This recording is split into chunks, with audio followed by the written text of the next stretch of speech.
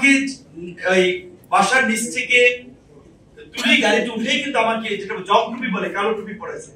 Original আমি তো কখনো এই ধরনের পরিস্থিতি ফেস করিনি। তখন আসলে মানে মনে হচ্ছে খুব কলিজাটা কি বলবেন বলছে মানে ছটপট ছটপট বাস্তব এই পরিস্থিতি কোনো শিখে নেই। কালো টুপি পরে আমি মানে হচ্ছে আমার মাঝখানে বসেছে বামে একজন ডানে একজন এবং তারা র্যাবের লোক ছিল। তাদের দৃশ্যানে তো দেখা আছে, নিজ পর্যন্ত নামানোর ক্ষেত্রে তো দেখেছি। তো ওইটাই লকটা পরে হাই সাউন্ড মিউজিক দিয়েছে গাড়িতে, সব আজব তো মিউজিক দিয়েছে। তখন আমার ইকরাম কক্সবাজারের যে ইকরামের হত্যাকাণ্ডের কথা মনে পড়েছে।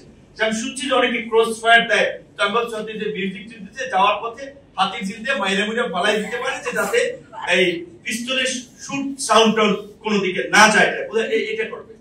তখন আমি আসলে মানে যেটা আমরা মুসলমান তওবা টওবা করে দোয়া দুরূদ পড়তেছি যে আল্লাহ যে মাফ করুন, যে মাইরা বলে তো পালাই। পরে কতক্ষণ পরে গাড়ি কোথায় যাচ্ছে আমি জানি না।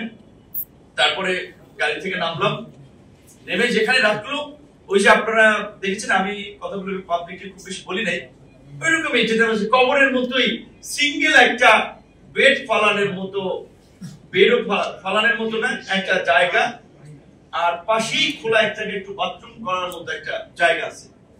ওইখানে ও রাতে আবার আমাকে নিয়ে ইনজেকশন দিচ্ছে। তখন আমি বললাম কিসের ইনজেকশন, আমি খুব ভয় পাচ্ছিলাম। তো একবার আবার আমার চোখ তো বাধা, একবার আমি একটু দেখতেছি ইনজেকশন দেয় কারা। আস্তে করে আমি একটু যে কাপড়টা একটু নাড়ছে, আমার আবার ঠাস করে একটা মানে কানের এখানে একটা থাপ্পড় মারছে, যেটা আমি কাপড়টা উঠে এলাম। তখন আর আমি উঠে তো আর মায়ের গাড়িতে থাকা অবস্থায়, গাড়ি থেকে নামানো অবস্থায় মনে করেন মায়ের সাথে আবার এক ধাপ দিয়েছে। তারপর তো ইনজেকশন দিয়ে পরে রাত না সকাল আমি জানি না উঠাইলো, স্যার আসছে কথা বলবে, কারণ বুঝছেন রাত না সকাল। তারপরে জিজ্ঞাসাবাদ এক টিম আপনার প্রথম তো 2 দিন আমাকে ইয়া করে নাই। তো আমি বুঝতে পারছি ওদের বডি ল্যাঙ্গুয়েজ জেস্টারে একটা টিম ছিল বোধহয় আর্মি ডিজিএফআই হতে পারে, এবং আরেকটা টিম হয়তো র্যাবের এটা, বাট আর্মির একটা টিম ছিল। তারা খুব পোলাইটলি কথা বললো, সম্মানের সাথে সে I know you are strong man, দুই-চারটা ইংরেজিতে বাংলায় বললো, সো তুমি একটু বোল্ডলি কথা বলো, আমরা পরিষ্কারভাবে জানতে চাই এই আন্দোলনে তোমার সম্পৃক্ততা এবং এই মেট্রো রেলের আগুন এই সমস্ত ঘটনায় আবার তারিখ প্রমাণের সাথে বিএনপির সাথে তোমাদের নেক্সাস, তুমি যদি অনেস্টলি বলো তাহলে আমাদের কোনো চর্চা করা লাগবে না, রেকর্ড আর অন আছে।